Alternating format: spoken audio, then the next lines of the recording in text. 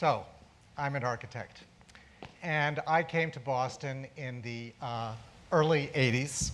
I'm going to start there. I came to Boston in the early 80s as a graduate student in architecture at one of the universities across the river.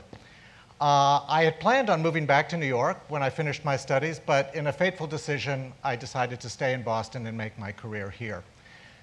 Now, we all know that a lot of people come to Boston and they come here to study. They come from all over the world. They learn a lot. They enjoy their time here. And ultimately, they go back to wherever they came from or to someplace else to begin their career. I have had a lot of conversations with people who've come through Boston, and the conversation usually, as they're leaving, usually goes something along the lines of this. I love Boston, but... And then I hear about one reason or another why they've decided to make their career somewhere else. This is particularly true of architects and designers. And I've often wondered, what is the vision that our community can project? What's the identity of our city that will allow Boston to become the first choice of architects and designers that decide to come through here for school, rather than a place that's on their way to somewhere else? Now, we all know what the issues are in Boston, right? Winter, okay? It's long.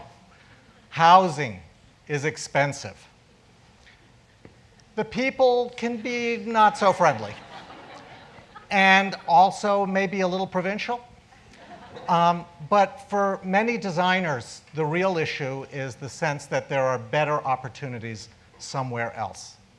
And what's interesting to me about this set of issues, this set of slides, is that these are exactly the same issues that I had to confront when I was making the decision about whether to stay or to go. And that was many years ago. Same decisions. So the questions have changed, but one thing that I can tell you all is that the city of Boston has changed a lot. And the city that we see today, which is actually growing in population, has new neighborhoods sprouting up, cranes everywhere. It's called an in-demand city, is very different than the city that I arrived in, which was actually shedding people, not just to the suburbs, but actually to entirely different regions. It was a city that was still trying to figure out what its identity would be in a post-industrial world, a city that had lost many of its leading companies and corporations, a city that was trying to reinvent itself, to figure itself out. So why did I decide to stay here? Well, as you heard, I'm originally from Geneva, Switzerland, but I grew up actually most of my life in western Pennsylvania in a small mill town called Johnstown, Pennsylvania, and I spent a lot of time in New York in between. And when I came to Boston, it felt like an odd mashup of the best qualities of all of those places. It was a small European-style city, very aesthetic, very beautiful. It had the energy of the East Coast. But most important to me, it sort of had that grit, that spirit, that industrial America was trying to figure out how to reinvent itself, a city that was trying to reimagine itself. And that was actually what really interested me the most about Boston. I was fortunate. My partner was and is a location scout for the Massachusetts Film Office, and we traveled all over the city. And so unlike many students who come through Boston, I had a chance to really get a sense of the entire city, the entire region, and realize that Boston was about much more than its central core, that its neighborhoods were vibrant and interesting and exciting, and there was more to the city than meets the eye. Ultimately, we settled in the South End, and I spent the next 25 years building an architecture practice in the South End, and doing everything, thinking globally, acting locally, but trying to do everything that we could to make what was already a great neighborhood even better. And I'm very proud of the change that the South End has gone through over those last 20 years. I was then really honored, in a sense, to be asked by the Boston Society of Architects to edit a special edition of their magazine on the subject of change and innovation. And what I decided to do with that magazine was actually pose the question back to the architectural and design community and say, our city is changing in many, many ways. Are we? Are we taking advantage of the fact that our city is transforming and becoming innovative and doing things that were not necessarily, that I didn't think were necessarily happening in the design community? And in order to dig into that a little bit, I asked people like Diane Paulus of the ART and Jennifer Chase of Microsoft, why did they come to Boston and Cambridge to explore their careers? And they told me that Boston was a hub of networks. It was supportive, it was humanistic. And all of those questions made me go back to thinking about the design community and whether we were thinking about our community in the same way that these folks were thinking about theirs. So this brings me back to the subject of a young person who's graduating from school and trying to figure out whether Boston is the right place for them. What questions should they be asking of us, and what kind of vision should this city be offering to them? And I think of it a little bit as a kind of a job interview. Is this job right for me? Is this city right for me? So the first question that anybody would ask is, will Boston match my expectations? And the interesting thing about expectations are about the future. It's not about the here and now. It's about whether this city will be a good city in 5 years, 10 years, 15 years for me. And we're living in a very interesting moment in Boston. Boston is a city where mayors matter. And we have a new mayor. And that mayor has stated that he wants world-class design to be a central element of our identity as a city going forward. Now, I've been here 30 years, and I've never heard that before. So we should take him up on this challenge.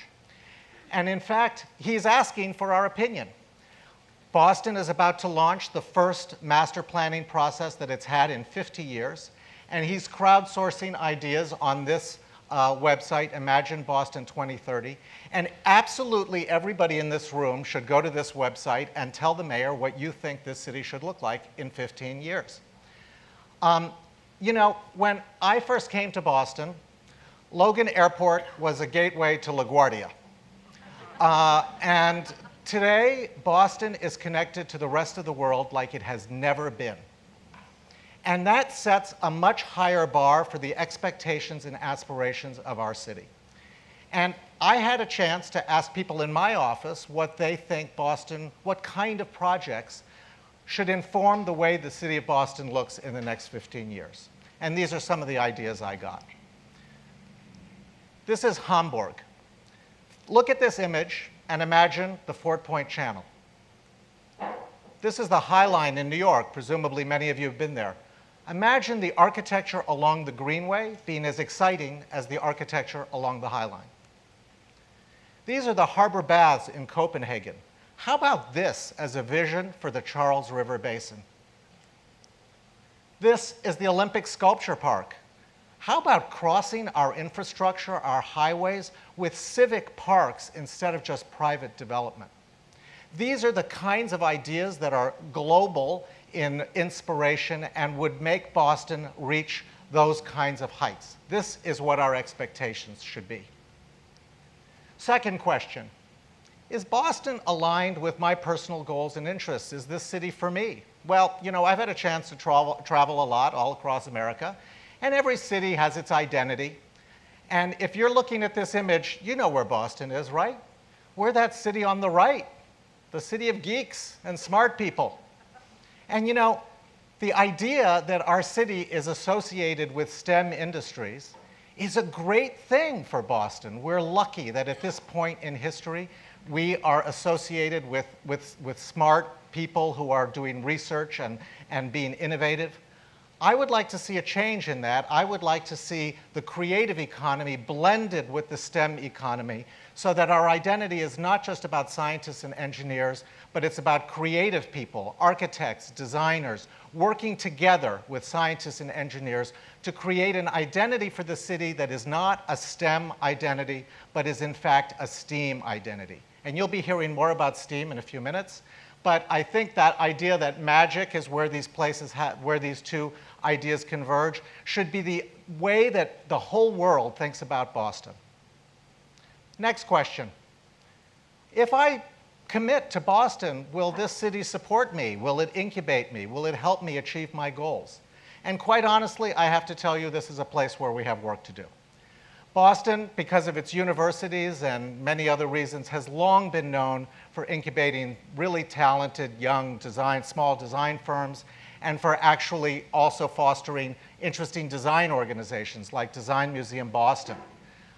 Where we fall down, though, is that we don't give these firms the opportunities to really showcase their talents here in Boston or in the Boston area, and we don't really find the funding to get these other organizations off the ground.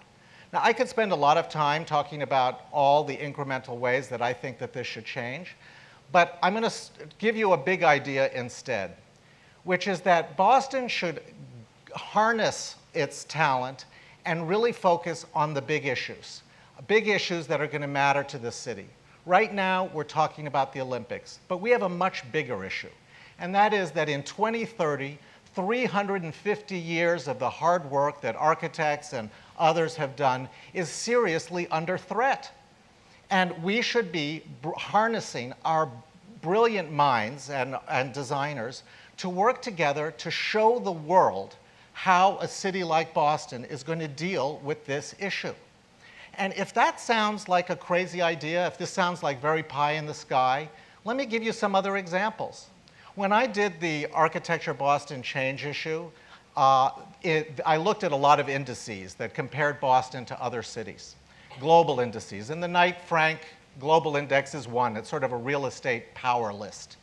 And at that time, Boston was sandwiched between Milan and Miami. We don't often think of ourselves as being compared to cities like Milan and Miami, but there we were. And today, Milan, as we sit here, is hosting a World Expo that is talking about how design can solve problems of world hunger. And Miami is catapulted to the top of the contemporary art world through the expansion of its Art Basel program. What are we doing? These are cities that have put design at the forefront of their identity. And by the way, they have both risen in this index and we have fallen. So the idea that incubation and support of our industries can happen through design leadership is the idea that I would like to present here today. And so finally, the last question is, will I be happy in 2030 that I made the decision to stay here and to make a career here? Well, you know, a lot of factors affect people's lives and whether they're happy that they did this or that. But I can tell you that the longer I've been here, the more that this quote by my dear friend George Thrush really resonates with me, that this is a city about ideas. And the more time I spend here, the more I appreciate that about this place. You know, the notion that the American Revolution was born here, or that really important ideas and institutions like the Boston Public Library started here, may seem like ancient history to some of us in this room. But the truth is that this city is still a very revolutionary city.